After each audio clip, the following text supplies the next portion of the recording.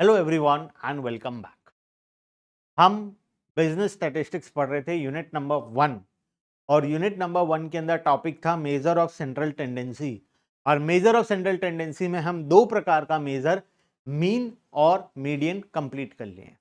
अभी हम बात करेंगे तीसरे वैरायटी के बारे में जिसका नाम है मोड। ठीक है, एक छोटा सा और इंपॉर्टेंट सा topic exam point of view से जिसका नाम है मोड। सर मोड मोड का मतलब तो हमें बचपन में पढ़ाया गया है। हमें बचपन में बताया गया था सर कि मोड का मतलब वो होता है जो maximum number of time repeat हो रहा है। Very good. जो ऑब्जर्वेशन मल्टीपल टाइम्स रिपीट हो रहा है, मतलब जो highest number of time repeat हो रहा है उसे हम क्या बोलते हैं? मोड बोलते हैं। और वो भी एक मेजर ऑफ सेंट्रल टेंडेंसी है। ठीक है, तो आओ, तुम्हें जब मोड के बारे में थोड़ा मोड़ा पता है तो हम शुरुआत करते हैं मोड का और हम डिटेल में चलेंगे, क्वेश्चन सॉल्व करेंगे। हम दो मेथड है, observation method and grouping method, हम दोनों को आज करेंगे और कोशिश करेंगे कि आज के क्लास में हम मोड को कंप्लीट कर लें। ठीक है, आ जाओ। Mode is an average of position. It is defined as the value around which items are most heavily concentrated.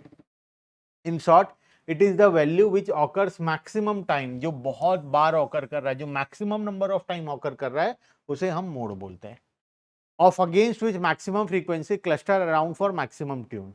The term mode originate from Karl Pearson, एक ऑथर है बहुत बड़ा, आगे जाकर तुम पढ़ोगे कोरिलेशन चैप्टर में कि कार्ल पियर्सन कौन था। ठीक है, Karl Pearson in 1895 as explained in his book skew variation in homogeneous material. कहां से ओरिजिनेट हुआ? Skew variation in homogeneous material. अच्छा, हम इतना डिटेल में थ्योरेटिकली नहीं जाकर हम आते हैं नीचे।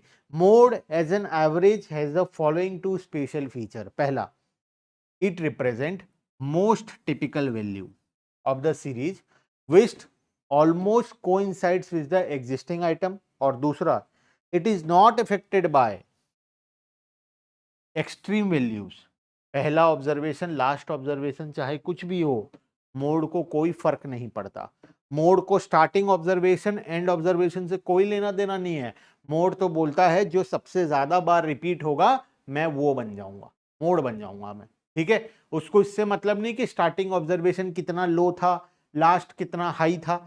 तो mode is not affected by extreme values और मोस्ट टिपिकल वैल्यू मतलब जो सबसे ज्यादा बार रिपीट हो रहा है या जिसके आसपास सबसे ज्यादा रेपिटेशंस हैं। ठीक है, methods of determination of mode, हम बहुत सारे मेथड्स पढ़ेंगे जिसमें से सबसे पहला मेथड है मेथड ऑफ इंस्पेक्शन, दूसरा है मेथड ऑफ ग्रुपिंग और एक तीसरा भी है method of empirical relation. Empirical relation मतलब हम मीन मीडियन मोड तीनों को आपस में रिलेशन बनाकर एक फॉर्मूला बनाए हैं, उस फॉर्मूला से हम लोग मोड निकालेंगे। सर क्या आपने बनाया फॉर्मूला? मैं नहीं बनाया, नालायकों।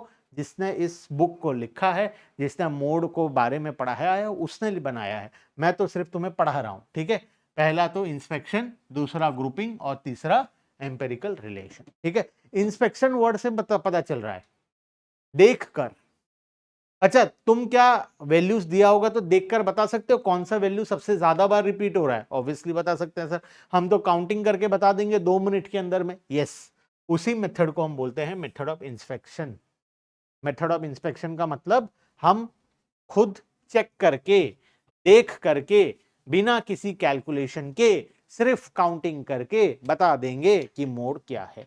Under this method the value of mode और modal class is determined by simply inspecting the distribution. हम सिंपल इंस्पेक्शन से निकाल लेते हैं।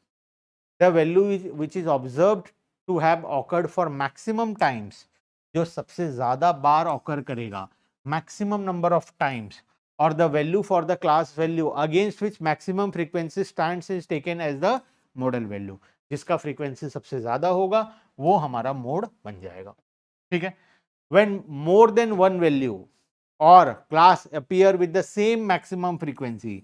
बहुत बार क्या होता है ना, एक ही सीरीज में कोई कोई नंबर रिपीट होता है और exactly equal number of times repeat होता है। मान लो 2 है, 2 5 बार रिपीट हुआ, 5 भी 5 बार रिपीट हुआ, तो 2 और 5 दोनों मोड बन जाएगा और उसे हम बाई मॉडल बोलेंगे। ठीक है, in all value of taken as modal value and are modal classes.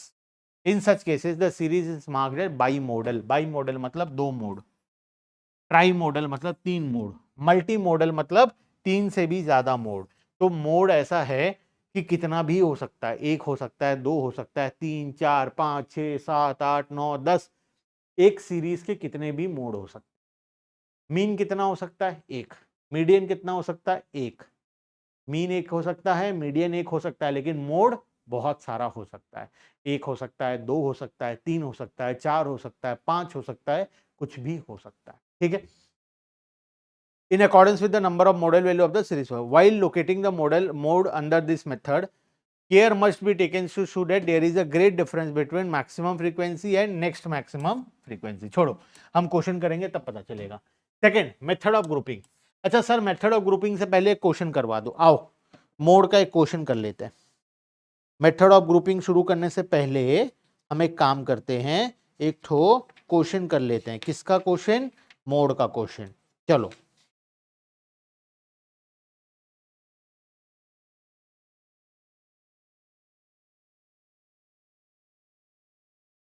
Sir, हमें क्वेश्चन दिया गया है। क्या क्वेश्चन दिया गया है सर? क्वेश्चन दिया गया है हमें।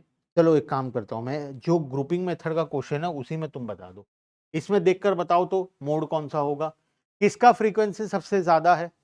सर 23। 23 जो फ्रीक्वेंसी है, मतलब वैल्यू 45, जो 23 बार रिपीट हो रहा है, जिसका फ्रीक्वेंसी 23 है, दिस इज द हाईएस्ट। और इसे हम क्या बोलेंगे? मोड बोलेंगे। This 45 is known as mode. 23 mode नहीं है, 23 is the frequency, 45 is the mode. 45 number 23 बार रिपीट हो रहा है, सबसे हाईएस्ट नंबर ऑफ टाइम। ठीक है। अच्छा मान लो ये नहीं होता तो नेक्स्ट कौन होता मोड? 22 बार रिपीट हो रहा है, 50 विल बी द मोड। अगर वो भी नहीं होता तो, अगर वो भी नहीं होता तो मल्टी मॉडल हो जाता। देखो 21 बार ये रिपीट हो रहा है, 21 बार ये रिपीट हो रहा है, तो 10 और 40 दोनों मोड बन जाते। बात समझ में आ गया? ठीक है, चलें आगे। अब मैं बात करूंगा ग्रुपिंग मेथड, जो कि सबसे इंपॉर्टेंट मेथड है। एग्जाम में क्वेश्चन आएगा तो ये नहीं आएगा, ये बच्चों का क्लास 1-2 में क्वेश्चन आता है। एग्जाम में क्वेश्चन आएगा तो ग्रुपिंग मेथड से क्वेश्चन आएगा और बोलेगा फाइंड आउट मोड। ठीक है, आओ ग्रुपिंग मेथड को समझेंगे। अच्छा, ये थ्योरी पोर्शन है ग्रुपिंग मेथड का। ग्रुपिंग मेथड में ना दो टेबल बनाना पड़ता है। पहला तो ग्रुपिंग टेबल बनाते हैं और दूसरा हम एनालिसिस टेबल बनाते हैं। मैं तुम्हें डायरेक्टली सॉल्व करके दिखाना चाहता हूं कि किस तरीके से ग्रुपिंग टेबल और एनालिसिस टेबल बनाया जाता है। ठीक है, तो एक काम करते हैं, हम ये थ्योरी को तुम घर में पढ़ लेना आराम से बैठकर, जब भी टाइम होगा। नोट्स तो मैं ऐप में अपलोड कर ही दूंगा। हम काम करते हैं क्वेश्चन सॉल्व करने में। ठीक है, यहां पर हमें एक क्वेश्चन दिया गया है, हम इसे ग्रुपिंग मेथड से सॉल्व करेंगे। सर हमें तो नहीं आता है ग्रुपिंग, मेरे साथ साथ करो, हो जाएगा। ठीक है, हम ग्रुपिंग मेथड से सॉल्व करेंगे। आओ, एक्स और फ्रीक्वेंसी। हालांकि इसके नेक्स्ट स्लाइड में आंसर दिया हुआ है, लेकिन मैं फिर भी तुम्हारे साथ साथ करना चाहता हूं, वरना मैं चाहूं तो ये रहा आंसर और तुम्हें बता दूं काम हो जाए। ठीक है, लेकिन नहीं, हम काम करेंगे खुद से, अभी करेंगे सॉल्व। ठीक है, 5, 10, 15, 20, 25, 30, 35, 40, 45 और 50। फ्रीक्वेंसी कितना कितना दिया हुआ है? 11, 21, 17, 18, 20, 5, 21, 23, 22। कोई एक छूट गया क्या? 11, 21, 17, 18, 20, 5, 21, 23। फिर कौन बची? अच्छा, मैं टेढ़ा मेढ़ा लिख दिया, मैं टेढ़ा मेढ़ा लिख दिया। 11, 21, 17, 18, 20, 5, 21।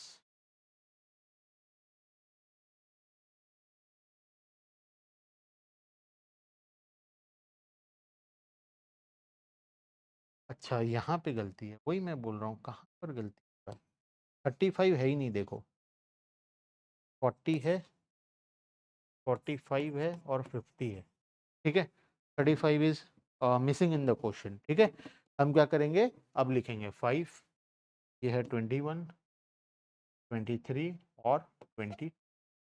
ठीक है, हम ये क्वेश्चन को लिख दिए इस फॉर्मेट में। अभी मैं क्या करूंगा, ग्रुपिंग टेबल बनाऊंगा। ग्रुपिंग टेबल सबसे इंपॉर्टेंट है, उसके बाद है एनालिसिस टेबल। लेकिन ग्रुपिंग टेबल में अक्सर गलतियां होती है, ध्यान देना। ये क्वेश्चन मैं करवा रहा हूं ग्रुपिंग टेबल का, ठीक है। देखो, सबसे पहले हम ग्रुप ऑफ 2 बनाएंगे। 2, ग्रुप ऑफ 2। ग्रुप ऑफ 2 का मतलब हम दो दो फ्रीक्वेंसी को टोटल करेंगे, ठीक है। ये दो को टोटल करो और इसके बीच में लिखना, ठीक है। इसके बीच में कितना होगा सर, 21 प्लस ये 32। फिर ये दो को टोटल करो और इसके बीच में लिख दो, कितना होगा 25 35। फिर ये दो को टोटल करो और इसके बीच में लिख दो। फिर ये दो को टोटल करो और इसके बीच में लिख दो, कितना आएगा 21 प्लस 23 44। और ये एक बच गया, तो यहाँ कुछ भी नहीं लिखना है, ब्लैंक छोड़ना है, क्योंकि दो का ग्रुप बन नहीं पाया तो इसको हम छोड़ देंगे। फिर बनाएंगे ग्रुप ऑफ 3। अच्छा, ग्रुप ऑफ 2 तो एक और बार बनाना पड़ेगा। ग्रुप ऑफ 2 एक और बार बनाना पड़ेगा, दो बार ग्रुप ऑफ 2 बनेगा। क्यों सर दो बार बनेगा? देखो, ये फ्रीक्वेंसी जो कॉलम है ये ग्रुप ऑफ 1 है, ऑलरेडी क्वेश्चन में दिया हुआ है। 1 1 1 1 का फ्रीक्वेंसी दिया हुआ है, 5 नंबर इंटरवल का, 10 का, 15 का, अलग अलग फ्रीक्वेंसी दिया। ग्रुप ऑफ 1 एक बार होता है, ग्रुप ऑफ 2 दो बार होता है, ग्रुप ऑफ 3 तीन बार होता है, ठीक है। तो हम ग्रुप ऑफ 2 को एक और बार बनाएंगे, लेकिन अब की बार जो बनाएंगे हम, उस केस में हम क्या करेंगे, पहले वाले को छोड़ देंगे, सेकंड से शुरू करेंगे। सेकंड से शुरू करेंगे, सेकंड से शुरू करेंगे। बताओ टोटल कितना होगा, 21 प्लस 17 38 सर। कितना होगा 38। कितना होगा 26। और कितना होगा 45। बात समझ में आया? तो ये ग्रुप ऑफ 2 दो बार बन गया। अब बात करते हैं ग्रुप ऑफ 3। ग्रुप ऑफ 3 में फर्स्ट टाइम, पहला 3, ठीक है। पहला 3, तो पहला 3 क्या क्या आएगा, 21 11 प्लस 21 प्लस 17। कितना होगा, देखो पहला 3 को टोटल किया, कितना आएगा पहला 3 को टोटल करने से, 11 प्लस 21 प्लस 17, तो ये आ गया, इधर 9 हो गया, 49 मुझे दिखाई दे रहा है, 49। फिर नेक्स्ट 3 को टोटल करोगे, 18 20 और 5, तो ये 38 और ये हो गया 43, ये हो गया 43। उसके बाद नेक्स्ट 3 को टोटल कर लो, कितना आएगा, ये 60 और ये 6 66 आएगा। बात समझ में आया? ठीक है, ये 66 आ गया। फिर ग्रुप ऑफ 3 बनाएंगे, अब की बार पहले वाले को छोड़ देंगे,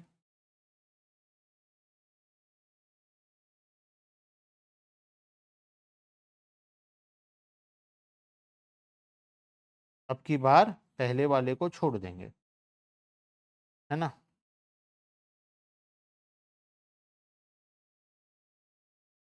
सर आप, नॉर्मल सिंपल सा चीज है, अगर 2 3 बार कर लोगे तो हो जाएगा, और एग्जाम में क्वेश्चन आने का हाईएस्ट प्रोबेबिलिटी है, ठीक है। तो मजाक में लेना मत, हर एक चीज को जैसे तुम मजाक में लेते हो ना, सब मजाक निकल जाएगा एग्जाम पेपर देखकर, ठीक है। तो इस वजह से मजाक में लेना नहीं है कोई भी चीज को। आ जाओ, अब जब हम ग्रुप बनाएंगे पहले को छोड़ देंगे, नेक्स्ट 3, नेक्स्ट 3 मतलब क्या हो गया, 21 प्लस 17 प्लस 18। बताओ कितना होगा, 15 1 16 6, इधर एक गया 40 50, 56 होना चाहिए, देख लो तो 56 होना चाहिए। उसके बाद नेक्स्ट 3, 20 5 21, तो 26 और ये 46 होना चाहिए, ठीक है। क्या उसके बाद 3 का ग्रुप बन पाएगा? नहीं बन पाएगा, तो हम उसे छोड़ देंगे, ठीक है। अब तीसरी बार बनाएंगे, जब तीसरी बार बनाएंगे तो पहला 2 को छोड़ देंगे, ये 3 को ले लेंगे, ये 3 को ले लेंगे। बताओ 17 18 20 कितना हो गया, ये तो सर 35 और 20, 55 मुझे दिखाई दे रहा है, 55। और ये कितना दिखाई दे रहा है, 40 और 8 48, ठीक है। बात समझ में आया? क्लियर है बात? ठीक है। तो 2 2 का ग्रुप 2 बार बन गया, 3 3 का ग्रुप 3 बार बन गया। अब क्या करें, ये तो हो गया ग्रुपिंग टेबल। ग्रुपिंग टेबल मेरे हिसाब से सभी को क्लियर है, 2 2 का ग्रुप 2 बार बनाना है, 3 3 का ग्रुप 3 बार बनाना है। तो इस तरीके से तुम ग्रुपिंग टेबल बना लोगे। इसके बाद आता है एनालिसिस टेबल।